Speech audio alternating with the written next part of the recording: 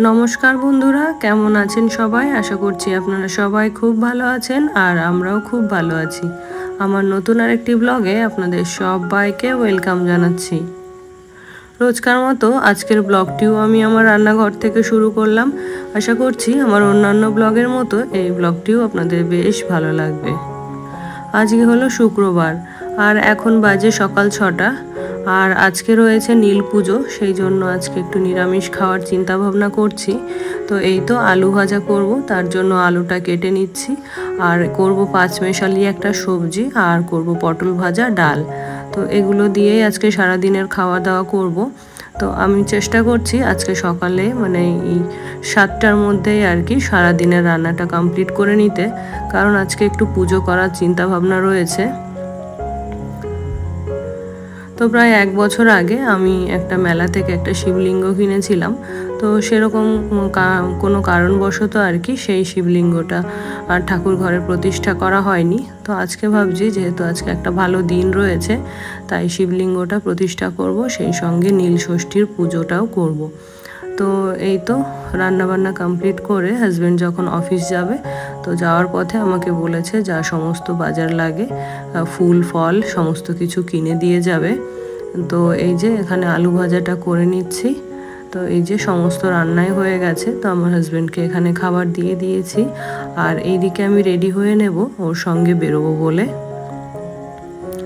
তো বাজার যাওয়ার সময় খুবই ব্যস্ত ছিলাম, তারপরে বাজারে গিয়ে যেহেতু আমি ওই ভিডিও শ্যুট করতে একটু আনকমফোর্টেবল ফিল করি তার জন্য আর কোনো শ্যুট নেওয়া হয়নি। তো এই যে বাজার থেকে ফিরেছি, তো জামাটা যেহেতু পরিষ্কারই রয়েছে তো এই পোশাকেই ভাবছি এই বেলপাতাটা গুছিয়ে রাখি আর সমস্ত ফুল যেহেতু আগেই সকালে তোলা আছে আর এখন ঘরটাও ক্লিন করে মুছে নেব। তো আজকে আবার আমাদের যে হেল্পিং হ্যান্ড ওই কাকিমা আসবেন না, উনিও পুজো করবেন। তো আমাকে গতকালই বলে গেছিলেন যে আজকে আসতে পারবে না। তো ওনার সুবিধার জন্য আমিও আর কিছু বলিনি যে আমিও পুজো করব, আপনাকে আসতেই হবে। তো এই যে বিছানাটার চাদরটা আগে পাল্টে নেব। তো এই বেডশিটটা হলো ওই যে নতুন বছরের জন্য যে কয়েকটা বেডশিট কিনেছিলাম তার মধ্যেই একটা। তো আজকে এটা দিয়েই শুরু করছি আর বাকিগুলো রয়েছে। তো সব ঘরের আজকে বেডশিট চেঞ্জ করব না, শুধু আমার রুমটাতে চেঞ্জ করে নেব। তো আর বাকিগুলো অন্যান্য দিন করে নেব। তো এই যে বিছানাটা পেতে নিয়ে তারপরে সমস্ত ঘরটা ভালো করে মুছবো। আজকে যেহেতু উপোস করেছি তাই স্বাভাবিকভাবে শরীরটাও মানে খুব একটা এনার্জি পাচ্ছি না আর কি। তো ইচ্ছে না থাকলেও কাজগুলো আমাকে করতেই হবে, পুজো তো। অন্যান্য দিন হলে হয়তো ঘরটা না মুছেই রেখে দিতাম, কিন্তু আজকে যে পুজো করব তার জন্য ভাবছি ঘরটা একদম পরিপাটিভাবে ক্লিন করে নেব। এর আগে কখনো আমি নীল পুজো করিনি, এবারই প্রথম করব। আর এ বাড়িতে এসে আমার শাশুড়ি মাকেও কখনো করতে দেখিনি।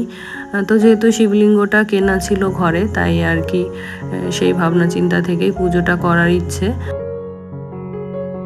তো আগে যেহেতু কখনো এই নীল পুজো করিনি তো ওর কাছ থেকে জিজ্ঞেস করে পঞ্জিকা দেখে বা ইউটিউবে ভিডিও দেখে সমস্তটাই আমি জেনে নিয়েছি, কি লাগবে কি না লাগবে, কি করতে হয় না করতে হয়। পাশের বাড়ির কাকিমার হেল্প নিয়েছি আর আমার দিদিকেও একটু ফোন করেছিলাম। তো ওখানে পুজোর সময় সঠিক সময় বলা রয়েছে সন্ধ্যা 6টার পর থেকে যদি পুজোটা করা হয় তাহলে নাকি ওই সময়টা খুব ভালো।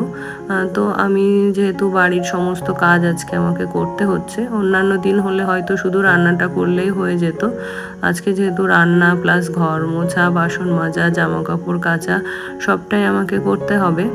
তো তার জন্য আর কি সমস্ত কিছু করে তারপরে তো আবার বাচ্চা রয়েছে, ওকেও টাইমলি খাইয়ে দিতে হয়। তো অত রাত পর্যন্ত আর কি আমি নির্জলা উপোস করে থাকতে পারবো না। তো চেষ্টা করছি এই সকাল থেকে মানে 12টার মধ্যেই পুজোটা কমপ্লিট করতে। আর এই সময়টুকু যতটা সময় উপোস করব একদম নির্জলা উপোস থাকতে চাইছি। এই তো একটা রুম হয়ে গেছে, এখন এই রুমটাও মুছে নেব। তো কাকিমা মুছলে কি হয় ফাঁকি ঝুঁকি দিয়ে চলে যায় হয়তো। তো যেহেতু আজকে আমি নিজে মুছছি তাই আর কি কোথাও বাদ রাখবো না, সমস্ত ঘরই একদম সব জায়গায় ক্লিন করে নেব, কোথাও একটু নোংরা রাখবো না। তো আমি ঘর মুছলে এভাবে মোছারই চেষ্টা করি, কারণ কাকিমা তো সব জায়গায় মোছে না, তো যেখানে যেখানে মপ দিয়ে মোছা যায় আর কি সমস্তটাই মুছে একবারে ক্লিন করে নিয়েছি। তো ঘর মোছা হয়ে গেলে একবারে বাবাইকে স্নান করিয়ে দিয়ে ওকে খাইয়ে দিয়ে তারপরে আমি স্নান করে নেব। তো ওকে আমি চাইছি আর কি ওকে খাইয়ে দিয়ে একবারে স্নান করতে, যাতে পুজোর আগে আর আমাকে এঁটো কাটাতে হাত দিতে না হয়। তো সমস্ত কিছু যেহেতু সকালেই গুছিয়ে রেখেছিলাম, ফুল বেলপাতা, তো এখন শুধু স্নান করে ওকে খাইয়ে দেব, মানে ওকে খাইয়ে স্নান করে পুজোর কাজ শুরু করে দেব। এখন বাজে ওই 10টা মতো, আর আমি চাইছি 12টার মধ্যে পুজোটা কমপ্লিট করে নিতে। তো এদিকে আর একটা সমস্যা রয়েছে যে যার কাছ থেকে দুধ রাখা হয় সেই ঘোষ মানে দুধওয়ালা তো এখনও এসে পৌঁছাননি। তো উনি আবার কখন আসেন ওনার জন্য একটু ওয়েট করতে হবে। তো এই বছর যেহেতু আমি প্রথমবার নীল ষষ্ঠীর পুজো করছি, তো সামান্য একটু ভুল ত্রুটি হলেও আশা করছি পরের বার আর এরকম ভুল হবে না। তো সবার থেকে হেল্প নিয়ে সবাইকে জেনে বুঝে ইউটিউব দেখে পুজোটা করার চেষ্টা করছি। তো খুব বেশি কিছু আয়োজন করব না, ওই কিছু ফল এনেছি আর কি, 5 রকমের ফল 5 রকমের মিষ্টি, এগুলো দিয়ে পুজোটা করার ইচ্ছে রয়েছে। আর এই তো আমি নিজে ঘর মুছছি, তাই আর কি সমস্ত জায়গায় একদম খুঁটিনাটি সব কিছু পরিষ্কার করে নিচ্ছি। তো শরীরটা ভালো নেই, আবার উপোস করেছি, ইচ্ছে না থাকলেও এই কাজগুলো কিন্তু আজকে আমাকে করতেই হবে।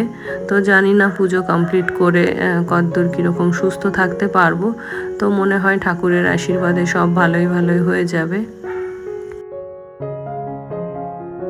সারাদিন নির্জলা উপোস করাটা হয়তো এতটা কষ্টকর হয় না যদি না এই সমস্ত কাজগুলো করতে হয়। তো বাড়িতে যেহেতু আমি একা রয়েছি, তো রান্না বান্না, তারপরে ঘরের কাজ, জামা কাপড় ধোয়া, তার ছেলেকে আবার টাইমলি খাইয়ে দিতে হয়, ওকে স্নান করানো, হাজব্যান্ডকে সময় মতো সব কিছু দেওয়া। তো এই সমস্ত দিক দেখে না সারাদিন উপোস করাটা বড্ড কষ্টকর হয়ে যায়। আর আমার শ্বশুর মশাই শাশুড়ি মা ওনারা গেছেন আমাদের গ্রামের বাড়িতে, তো আমাদেরও যাবার কথা ছিল।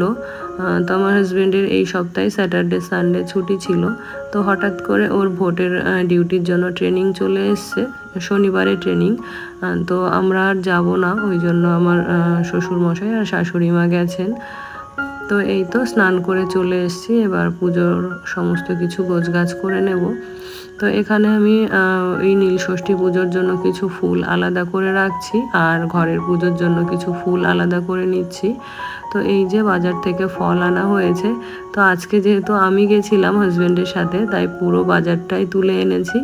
আর ওই তো আমার হাজব্যান্ড গেলে কিন্তু বেশি হলেও 2 থেকে 3 রকমের ফল নিয়ে আসে, খুব যদি বেশি হয় 4 রকমের ফল নিয়ে আসে। আর আজকে যেহেতু আমি গেছি, যা যা মন চেয়েছে সমস্ত কিছুই নিয়ে এসেছি, কিন্তু লাগবে আমার 5 রকমের ফল। তো এখানে হয়ে গেছিলো 7-8 রকমের ফল। তো মনে চেয়েছে যা দেখেছি সবই এনেছি, কিন্তু এখানে আমি ওই 5 রকমের ফল আর 5 রকমের মিষ্টি দিয়েই পুজোটা করব। তো ঘরের পুজোটাও এখনও দিইনি, তো ঠাকুরকে আগে অভিষেক করিয়ে নেব, তো তারপরে ঘরের পুজোটা শুরু করব। তো এখানে একটু ঘি আর মধু দিয়ে ঠাকুরকে ভালো করে স্নান করিয়ে নেব। আর ওই তো আগেই বলেছি যে আমার ছেলে এই শিবশম্ভুকে ভীষণ পছন্দ করে, তো ওর বায়নাতেই আর কি ঠাকুরটা কেনা হয়েছিল। তো আমি আর ও দুজনে মিলে এই যে ঠাকুরকে স্নান করাচ্ছি। তো এরপরে আবার ভালো পরিষ্কার জল দিয়ে মানে গঙ্গা জল দিয়ে স্নান করিয়ে নিয়েছিলাম। তো এখন আমি ঘরের পুজোটাও দিয়ে নিয়েছি। তো এখন এই বাবাকে একটু সাজিয়ে নেব আর কি। তো একটা আকন্দ ফুলের মালা পরিয়ে দিলাম। আর আজকে না ওই তো দেরি করে ঘুম থেকে উঠেছিলাম বলে মানে ঠিকঠাকভাবে ফুলগুলো সংগ্রহ করতে পারিনি। তো এই গাছে যা অল্প পরিমাণ অপরাজিতা ফুল ছিল সেগুলো আর এই যে ধুত্রা ফুল, তো এগুলো দিয়েই পুজো দিয়ে নিচ্ছি।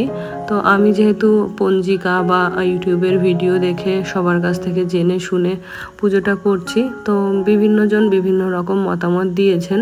তো ইউটিউবে দেখছিলাম যে ভোলা বাবার উদ্দেশ্যে আর কি সাদা ফুল চড়াতে, আর মানে ষষ্ঠী মাকে স্মরণ করে লাল ফুল চড়াতে, সেই জন্য আমি এখানে লাল আর সাদা 2 রকমের ফুলই দিয়েছি।